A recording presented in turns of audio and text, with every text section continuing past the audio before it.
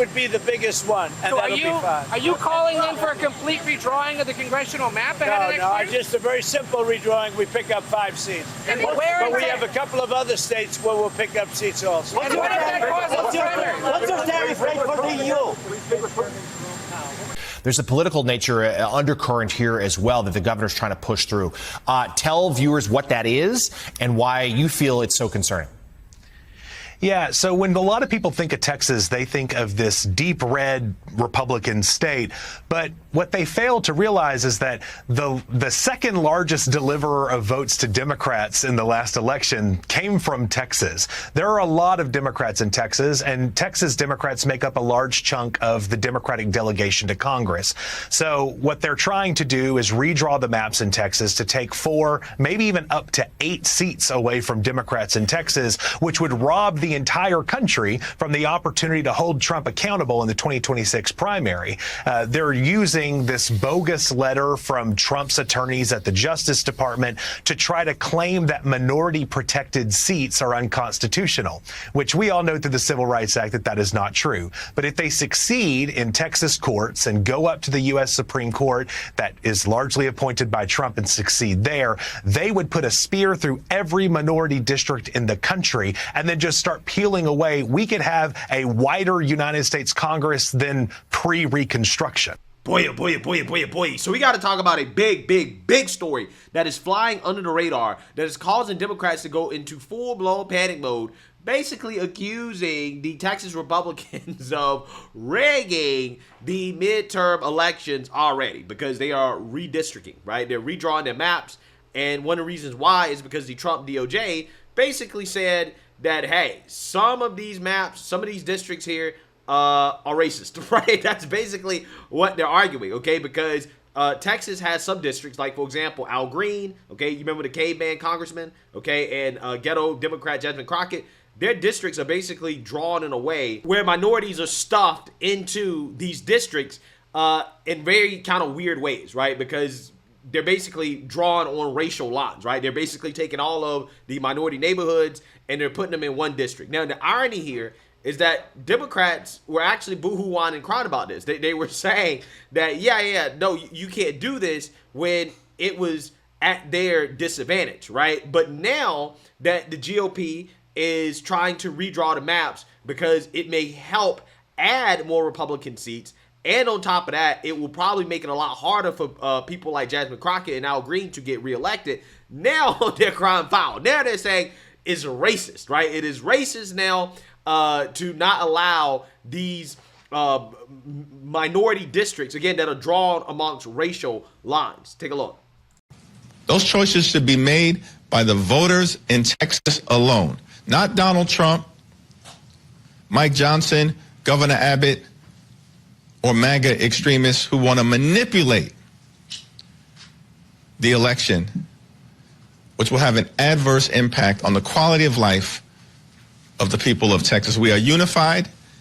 I'm thankful for the leadership of the members of the Texas delegation who are fighting on behalf of their constituents and every single resident in the great state of Texas. All of us should be focused on rescue, relief, and rebuilding, not egregious redistricting of the Texas congressional map as part of an effort to undermine free and fair elections in Texas and in the United States of America.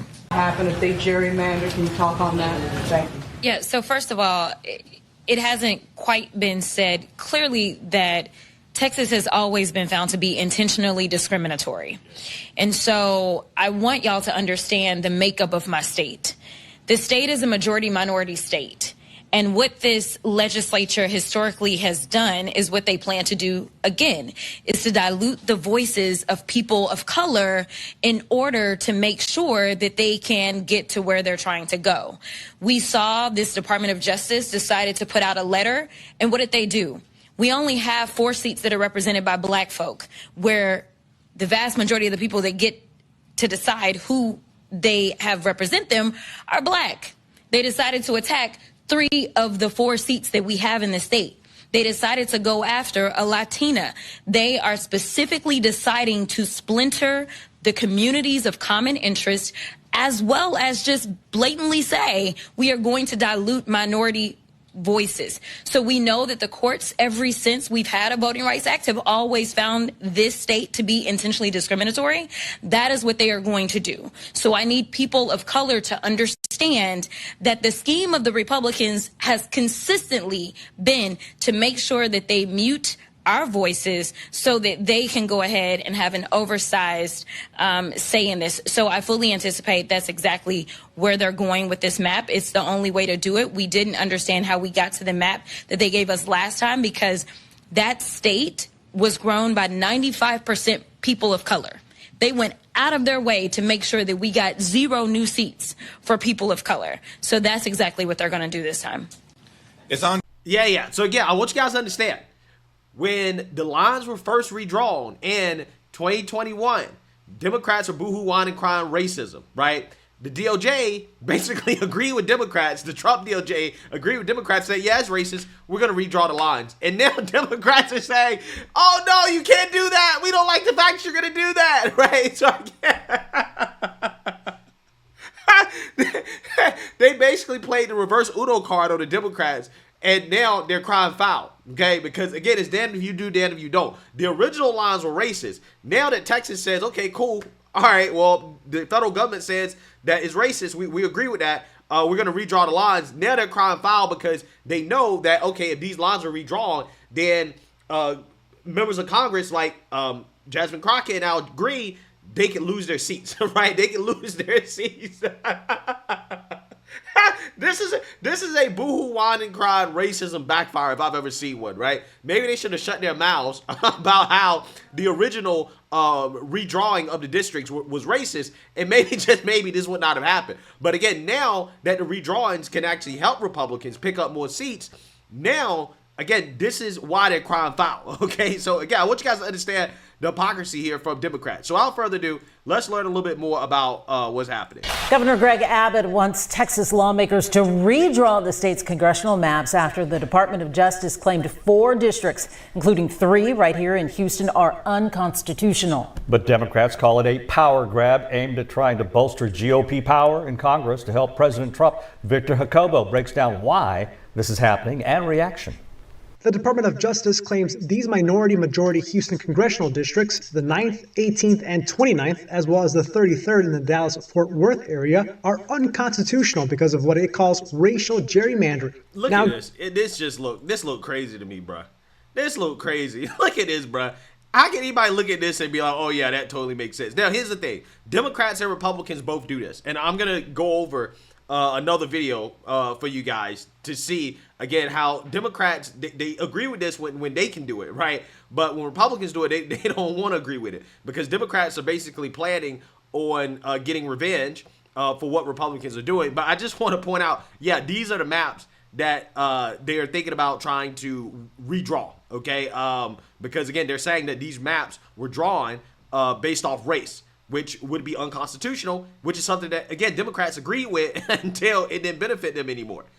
Governor Greg Abbott is adding redrawing the state's district lines to the upcoming special session starting July 21st. Republican leaders of the Texas legislature, including Lieutenant Governor Dan Patrick and House Speaker Dustin Burrows, shared statements today saying they agreed to redraw the maps, with Burrows saying it's an effort to uphold fairness in the redistricting process. But Democrats are pushing back. We have to fight it and stop it now. Congressman Al Green represents the 9th District and says the effort would break up minority power in his district. In a statement, Congresswoman Sylvia Garcia called it, quote, a brazen racist power grab. This attempt to get rid of majority-minority districts will have far-reaching effects on people within this district and so much more. Candidates for the 18th District echoed those sentiments. What is at stake if Republicans are able to accomplish this and redraw the lines of the districts? I would say the worst stripping of representation in modern history. The stakes are really high for the Trump administration. KHOU political analyst Brandon Rottinghouse says the move is spurred by the Trump administration to gain more seats in Congress in next year's midterms. Doing so can help empower his agenda in the second half of his term, but there could be risks in the strategy. Trying to squeeze more seats out of these states means potentially hurting the incumbents they have. And in a wave election, it could create a real liability for those incumbents to return to office. In Houston, Victor Jacobo, KHOU 11 News. Yeah, so you see, now you heard that. Now, Gavin Newsom is lashing out and saying that he may have California redraw their maps in response as revenge for what's happening in Texas. Take a look. What's the message in terms of just where we stand as a democracy in this moment? Well, I saw what Governor Abbott did today. Yeah. Announcing a special session that will include redistricting. Seizing power even after these guys they're not fucking around, man. They're playing by a totally different set of rules. And here I am in California trying to raise the bar of sort of bipartisanship. Years and years ago, we did independent redistricting in a state that I assure you, with 2/3 majorities in the legislature, could gerrymander like no other state. And we've been playing fair. But I saw what he just did today, made me question that entire program. I mean, these guys are going to do everything in their power to maintain their power. So your question was a specific question. If we don't take back the House of Representatives, I don't want to be alarmist. I don't want to say game over. That will be one of the most profound moments, I think, in modern history of this country. You know, Greek democracy and the Roman Republic, this notion of co-equal branches of government, popular sovereignty, the rule of law versus the rule of Don. If we're not able to hold that line by taking back Congress, I think that is the red line. It's already, that red line has been crossed for our diverse communities, particularly immigrants, even legal immigrants like Elon Musk that they're threatening. They're serious about that. These guys have no shame and no limits unless we, the people, step up. And next year is a date with destiny, man.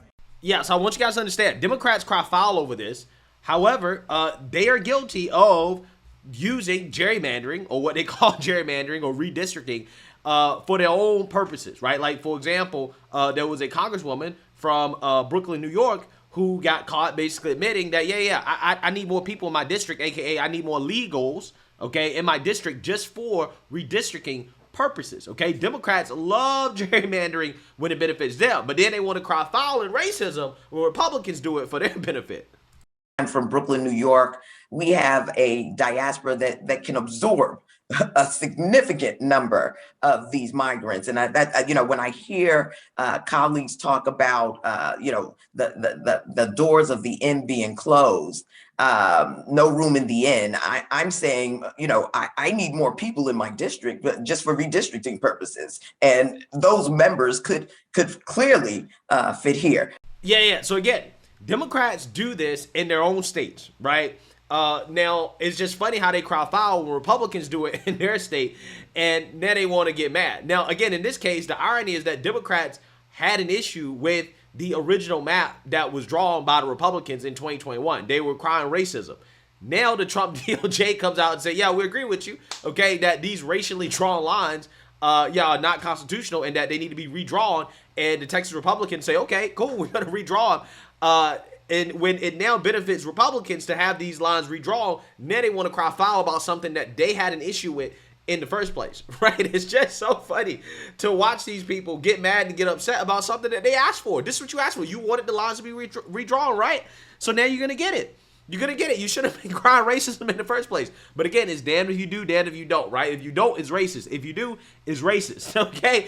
So that's what's happening here. This is a big, big, big deal because if Republicans can pick up an extra, 5 to 8 seats just from redistricting, which again is risky, right? There's no guarantee that that's what's going to happen. But if they do, then that would give them a big advantage in the midterms, okay, moving forward. And again, this is why Democrats get so upset about the mass deportations, the illegals being shipped out of the country, is because it hurts them from an election standpoint. It really does. It hurts them.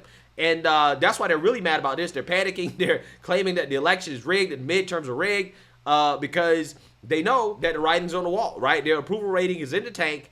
And with stuff like this happening at the state level, this is also a threat to their ability to win as well. So let me know what you guys think. Make sure you like, comment, and subscribe. Most importantly, share a Black conservative perspective. Peace.